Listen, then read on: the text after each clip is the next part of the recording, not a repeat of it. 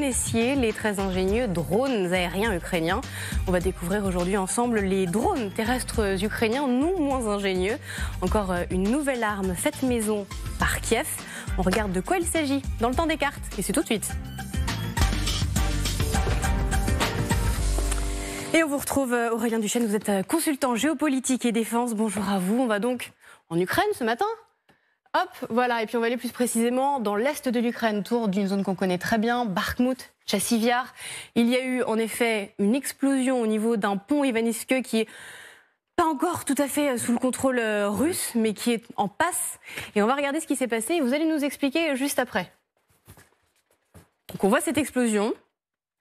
On a l'impression de voir un petit engin, on ne sait pas vraiment de quoi il s'agit, je vous laisse nous expliquer. Alors cette espèce de voiture télécommandée, c'est l'entrée en service effectivement d'une nouvelle arme dans la gamme d'innovation des Ukrainiens, le Ratel S. Alors pourquoi le Ratel?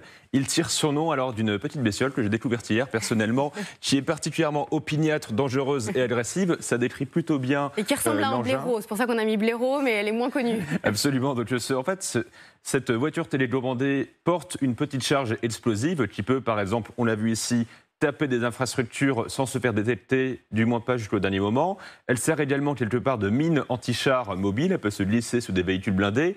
Elle a une utilité qui est d'être très furtive. Elle a un coût qui est extrêmement bas, parce qu'on parle d'une technologie dite rustique, c'est-à-dire que ça coûte peu cher à fabriquer et à assembler.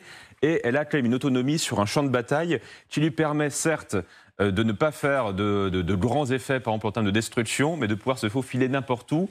Elle est très simple d'emploi et peut être employée en masse. Alors on rappelle que le ministre de la Transition numérique ukrainien, Mikhailo Fedorov, avait déjà parlé de ce drone. C'était en octobre dernier, voilà ce qu'il avait dit. C'est un robot kamikaze fabriqué en Ukraine qui va bientôt faire vibrer les Russes. Ratel S transporte des mines anti-chars. Vous l'avez dit, un module de combat.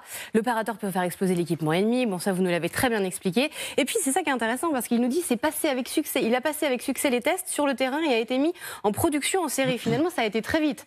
Là, on voit qu'ils sont déjà en action sur le terrain. Alors, il avait mis à l'époque en ligne cette vidéo. On voit en effet que c'est très sommaire. On a l'impression que c'est une petite voiture téléguidée finalement. Mais c'est vrai que cet aspect technologique, Aurélien, est quand même primordial sur le front, hein. Oui, et on ne parle pas de haute technologie, on parle d'innovation dite rustique et qui se base sur quoi? Sur les besoins que les soldats font remonter à l'état-major et qui s'adaptent ensuite pour ce genre d'innovation. Et d'ailleurs, Volodymyr Zelensky s'en est félicité encore lundi, c'était dans son allocution quotidienne. On l'écoute. J'ai eu une longue discussion sur les drones avec des militaires et des membres du gouvernement sur les types de drones qu'il nous faut.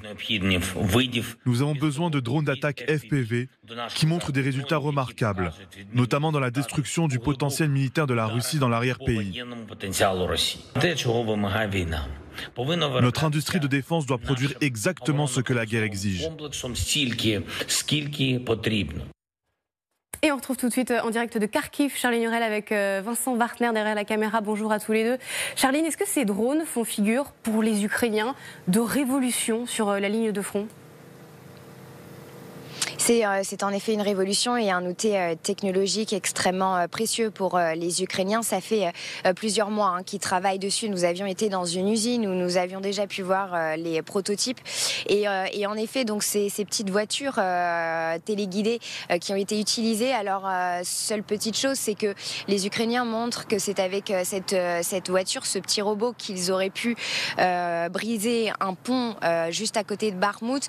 Là, on a d'autres commentaires aussi qui nous disent que ce n'est pas forcément que cette petite voiture, ce petit drone terrestre qui a pu faire cela, parce que c'est extrêmement difficile de détruire un pont. Par exemple, 4 obus qui tombent sur un pont ne le détruisent pas forcément. Alors, en fait, il y a d'autres systèmes. La petite voiture, en effet, va sur ce pont, lâche la charge explosive dans un trou qui a déjà été fait par des munitions, et il y a d'autres explosifs qui sont placés autour, et là, ça permet la détonation, la déflagration, qui permet donc de briser ce pont. Toujours est-il que c'est évidemment extrêmement précieux. Est-ce que c'est un game changer, comme on le dit ici? Pas forcément, mais ça peut faire de prouesses technologiques qui peuvent évidemment aider les premières lignes. Merci énormément, Charline Hurel avec Vincent Wartner pour toutes ces précisions. Justement, Aurélien, est-ce qu'on peut imaginer un déploiement à grande échelle de ce drone terrestre sur le front ? Ce serait d'autant plus probable qu'il peut être produit en masse parce qu'il ne coûte pas cher, surtout pour cette partie du front qui est là où se concentrent effectivement les combats, notamment cette ville de Tchassiviar dont nous parlions hier et dont beaucoup disent qu'elle pourrait être le prochain Barmout, pas très loin. C'est là où les Russes progressent parce qu'ils veulent prendre ces deux oblasts de Lugansk et de Donetsk avec des combats qui sont d'une moindre intensité à ce niveau-là et surtout évidemment du côté de Kherson et des rives du Dniepr. Seulement, ce n'est pas, comme le disait Charline, un game changer, c'est pas ça qui va faire basculer la guerre. En revanche, dans la guerre d'usure que mènent les Russes, les Ukrainiens sont souvent dans la gestion de pénurie, on le voit avec les fameux obus. Ils sont condamnés à l'innovation, comme on le voit par exemple avec ces drones terrestres. Merci Aurélien. Alors ces armes robotisées, est-ce que ça peut ressembler quand même à ça, à la guerre du futur? On va tout de suite demander à nos experts qui nous attendent en plateau. Et bonjour à tous les trois également, ravi de vous retrouver. Aline de Baïk-Reimer, vous êtes cofondatrice du collectif Stand with Ukraine et vous me disiez tout à l'heure à la pub, j'espère qu'on va pouvoir réagir, j'ai plein de choses à dire. On a hâte de vous entendre. Patrick Martin-Genier, bonjour. Bonjour. Spécialiste des questions européennes et internationales. Et puis Claude Blanche-Maison, ravi de vous retrouver, ancien ambassadeur de France à Moscou, auteur de Vivre avec Poutine aux éditions Temporis. Merci bonjour à tous les quatre de m'accompagner pour cette émission. Alors Aline, votre commentaire, on l'attend. Non, je voulais dire... Si ce petit furet ou blaireau Ratel n'est pas le game changer absolu, il y a quand même quelque chose qui est en train de maintenir l'Ukraine dans une position correcte sur le front, parce que ce robot, en fait, s'inscrit dans une campagne plus large, si je puis dire, un contexte plus large. Il a été produit sous l'égide de ce qu'on appelle Brave One, ce qui est en fait une plateforme, un cluster d'innovation technologique qui a été lancé en fait il y a un an et qui s'occupe de développer énormément de projets. De A à Z, c'est-à-dire du soutien financier au test, jusqu'à la mise en service et à la production de masse qui sera livrée au front. Ensuite, cette espèce de cluster, c'est la fusion, en fait, sur cette question-là, parce que c'était un enjeu militaire absolu et de survie absolue entre le ministère de la Défense, l'économie, l'industrie, la transformation numérique. Donc ce cluster Brave One, en fait, est porté par Mikhailo Fedorov depuis un an. Et dans ce contexte-là, il y a le Ratel, mais il y a énormément de robots et d'autres drones. Il tweet très régulièrement d'ailleurs, il est beaucoup sur les réseaux. Ces deux Brave One en fait qui ont été développés, les fameux drones navaux. Ça va jusqu'au déminage. Il y a des tas d'engins qui ont été portés. Ils font appel à la matière grise, notamment de la jeunesse, des jeunes ingénieurs. Je crois qu'il y a 400 projets qui ont été portés, 200 ont été menés à bien, certains sont secrets. Donc en fait, c'est un effort national de société de toutes les industries. C'est un appel aux entreprises, aux grosses entreprises, aux petites entreprises. Et même aux particuliers qui peuvent aussi tenter d'envoyer leurs drones et après ils les testent pour voir si ça marche.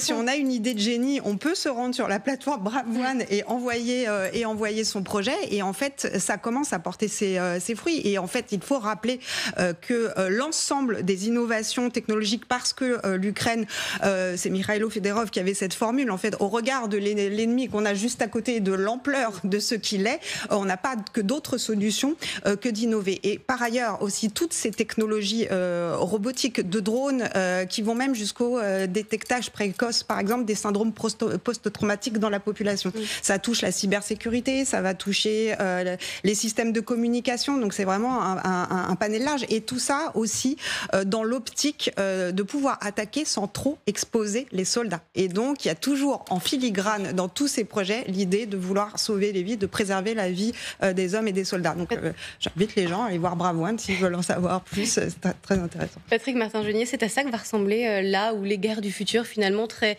mécanisées, très robotisées, comme on le voit dans les airs, mais aussi sur Terre, finalement. Oui, bien sûr, les nouvelles technologies, les drones, les systèmes d'information, les satellites, mais rien ne remplace les troupes au sol. Hein. Et comme le disait Aurélien, effectivement, je crois qu'aujourd'hui, malheureusement, ils gèrent la pénurie en Ukraine. C'est ça la difficulté. Et donc, effectivement, ils demandent avant tout des missiles, des Taurus, par exemple, des missiles à longue portée, qu'on ne veut pas leur fournir. Ils sont en pleine réflexion sur la mobilisation. Certains leur fournissent quand même. Je crois qu'effectivement, vous savez, on en revient toujours au cœur de la la guerre. C'est bien la nouvelle technologie, mais ça ne remplace pas l'affrontement, les chars, les missiles, les troupes. Et aujourd'hui, à quoi ressemble cette guerre? Eh bien, c'est comme à Verdun, c'est une guerre de tranchées. Les Russes n'arrivent pas non plus à percer des lignes. Par ailleurs, l'Ukraine est en grande difficulté et régulièrement les autorités ukrainiennes appellent à la rescousse, au secours. En effet, ils ont besoin d'armes, ils ont besoin de missiles, ils ont besoin d'avions, alors même qu'on est en train de nous dire que les F-16 ne suffiront pas, c'était bien pour 2023, ce n'est plus pour 2024, j'en sais rien, mais en tout cas, ils demandent encore plus de missiles. Donc, rien ne bougera tant qu'on n'aura pas renforcé ces éléments militaires pour permettre une victoire de l'Ukraine, ce qui n'est pas encore acquis, même si effectivement ces Ratel S sont très importants. Moi, ce que je souhaiterais, c'est que par exemple, on donne tous les moyens à l'Ukraine pour détruire le pont de Kerch. Et ces Ratel S n'y suffisent pas. Alors là, il faut passer un coup de fil au chancelier Scholz. Et puis, s'il envoie des touristes, peut-être que le pont de Kerch, avec quelques touristes, pourrait être détruit. Claude Blanche-Maison, c'est vrai que heureusement qu'il y a quand même cette technologie, cette inventivité ukrainienne, parce que ça, c'est made in Ukraine. Quoi. C'est vraiment... Tout ce qui vient d'être dit est exact. Tout ce qui vient d'être dit est exact, mais je pense en effet qu'il faut dire que les ingénieurs ukrainiens s'imposent par leur inventivité.